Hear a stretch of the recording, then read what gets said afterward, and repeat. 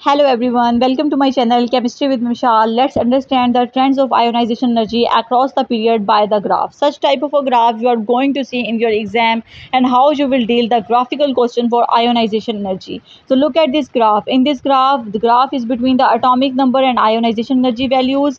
Even though I am not representing the atomic number, so how you will predict that which elements at these points, like what I am representing in this graph. So how you can understand this graph? First of all, keep one thing in your mind that whenever you are looking for ionization energy graph, so if there is a huge decrease in ionization energy, if there is huge decrease in ionization energy, like you can see in this graph, this is a ionization energy huge decrease, and then this is a second huge decrease of ionization energy. So it shows that you are moving from the one period to the next period. So you can see that here they are representing just two elements. So that two elements could be the element of the first period, which are hydrogen and helium.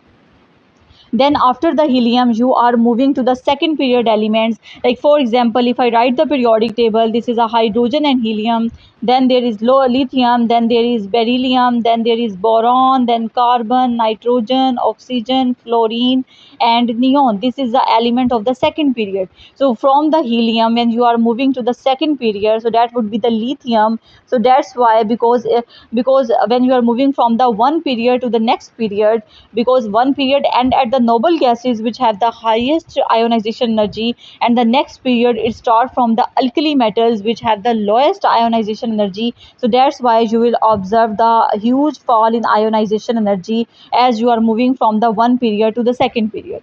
So this is a lithium. After the lithium there is beryllium, then there is boron, then there is carbon, then there is nitrogen, then there is oxygen, then there is fluorine, and then there is neon.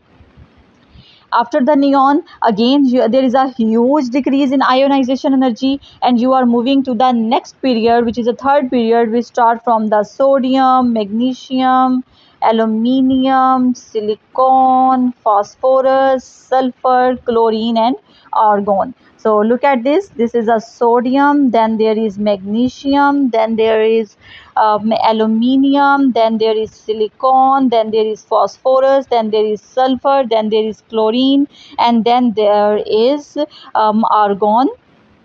So this is a ionization energy curve graph for the three periods. Okay, and you can see that how the helium is at the highest point. Helium is at the highest point, then there is a neon, then there is a argon, because helium, neon, argon, they are in the same group, and down the group ionization energy value decreases. So you can conclude that in the periodic table highest ionization energy, it would be for helium.